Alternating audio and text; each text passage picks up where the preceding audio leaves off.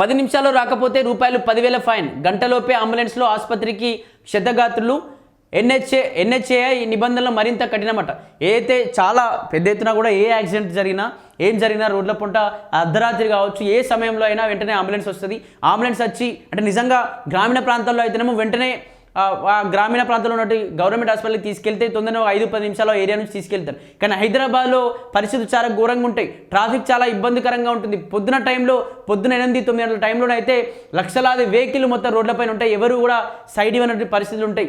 అలాగే రాత్రి కూడా చూసుకున్నట్టయితే 10 దాటక ముందే అంటే 10 దాటితే ఎక్కువ ట్రాఫిక్ ఉన్నది. 10 దాటక ముందే పెద్ద ఎత్తున ఏదైనా యాక్సిడెంట్ అయితే అది హాస్పిటల్ పోవాలంటే ఖచ్చితంగా ఒక హాఫ్ అన్ అవర్ కూడా పట్టాల్సిన పరిస్థితి ఉంటాయి. మరి ఇటువంటి సందర్భాల్లో ఒక లేట్ అయితే ఫైన్ విధిస్తామనడం కరెక్టేనా, మరి నిజంగా ఎందుకు నిర్ణయం తీసుకోవాల్సి వచ్చింది అని చెప్పేసి ఒకసారి డీటెయిల్స్గా చదివేటువంటి ప్రయత్నం చేస్తాం.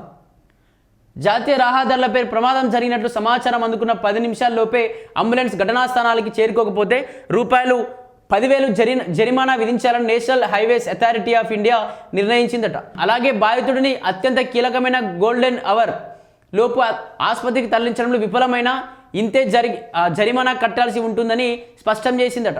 ప్రమాదాలు జరిగినప్పుడు క్షతగాత్రుల ప్రాణాలు రక్షించే గోల్డెన్ అవర్ ప్రాధాన్యతను గుర్తిస్తూ ఈ నిర్ణయాలు తీసుకుందట.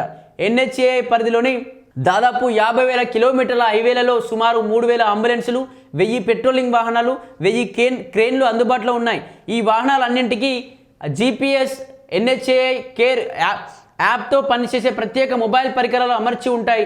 ఇవి ప్రమాద స్థల వివరాలకు, రెస్పాన్స్ వాహనాలకు చేరవేయడం కాకుండా అత్యవసర సమయాల్లో తీసుకున్న చర్యలు, ఇతర డేటాలను రికార్డ్ చేస్తాయట. దీనికి సంబంధించి జాతీయ రహదారిలో యాక్సిడెంట్ అయితే ఖచ్చితంగా 10 నిమిషాల్లో ఏ ప్లేస్లో అయితే యాక్సిడెంట్ జరిగిందో, ఏ ప్లేస్లో అయితే 2 వెహికల్స్ గుద్దుకొని పడిపోయినాయి లేకపోతే బైక్స్ లాంటివి వాహనాలు గుద్దుకొని పడిపోయినాయో ఆ స్థలానికి మీరు ఉన్నటువంటి ప్రదేశం నుంచి ఎక్కడైతే అంబులెన్స్ ప్రస్తుతం ఉందో అక్కడ నుంచి ఆ యాక్సిడెంట్ అయినటువంటి ప్రదేశానికి 10 నిమిషాల లోపు ఖచ్చితంగా ఉండాల్సిందే. నిజంగా 10 నిమిషాల లోపు లేకపోతే ఖచ్చితంగా వీళ్ళకు 10,000 జరిమానా ఉంటుంది. ఎందుకంటే అది గోల్డెన్ అవర్ కాపాడాల్సినటువంటి బాధ్యత మనది కాబట్టి ఖచ్చితంగా కాపాడాల్సిందని చెప్పి నేషనల్ హైవే అథారిటీ అయితే ఆ నిర్ణయం తీసుకుందట.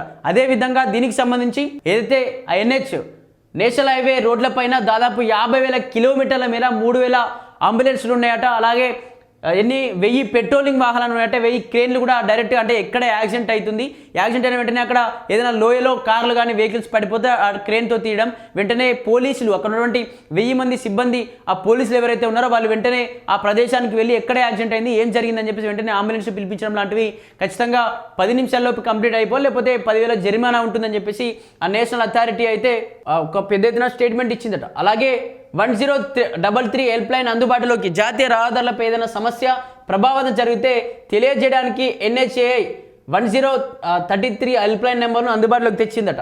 ఈ నెంబర్కు కాల్ చేస్తే 24 గంటలు పనిచేసే ప్రత్యేక అంబులెన్సులు, క్రేన్లు, పెట్రోలింగ్ వాహనాల సేవలు అందిస్తాయి. కాగా కొత్త నిబంధనల ప్రకారం ఈ వాహనాల్లో ఒక రోజులో 1% కంటే ఎక్కువ సమయం ఎన్హెచ్ఏఐ కేర్ యాప్ అందుబాటులో లేకపోయినా, వాహనం GPS లైవ్లో లేకపోయినా రూపాయలు 2,500 జరిమానా విధిస్తారు.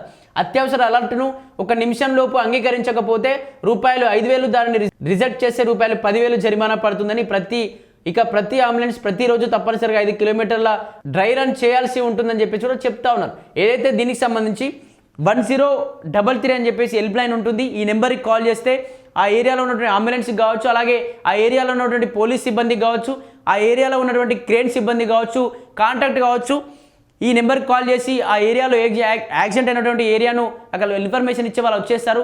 నిజంగా ఇన్ఫర్మేషన్ ఇచ్చిన తర్వాత కూడా వాళ్ళు వెంటనే ఆ యాక్సిడెంట్ని వాళ్ళు యాక్సెప్ట్ చేయకపోతే, ఆ రన్ని వాళ్ళు యాక్సెప్ట్ చేయకపోతే ఖచ్చితంగా 2,500 జరిమానా ఉంటుంది. చూసి కూడా నెగ్లెక్ట్ చేస్తే 5,000 జరిమానా, ఇంకా ఎక్కువ లేట్ చేస్తే 10,000 వరకు జరిమానా ఉండే అవకాశం ఉందని కూడా చెప్తా ఉన్నారు. నిజంగా ఇది చాలా మంచి నిర్ణయమే, ఖచ్చితంగా ఉండాల్సిందే. కానీ దీనికి సంబంధించి ఒక్కసారి కూడా ఆ రోడ్లు ఏ విధంగా ఉన్నాయి, రోడ్డు వ్యవస్థ ఏ విధంగా ఉంది, ఎందుకంటే హైవేలు బాగానే ఉంటాయి కానీ నార్మల్గా ఈ హైదరాబాద్లో కావచ్చు ఇటువంటి పరిస్థితుల్లో రోడ్లు చాలా చెడ్డాలంగా మారిపోయి అటువంటి పరిస్థితుల్లో అంబులెన్స్ తొందరగా రావాలన్నా, ఈ ట్రాఫిక్లో తొందరగా హాస్పిటల్కి చేర్చాలన్నా కూడా ఇబ్బందికరమైన పరిస్థితులు ఉంటాయి. కాబట్టి ఆ రోడ్ల పరిస్థితులు ఒక్కసారి చూసుకుంటే బాగుంటుంది.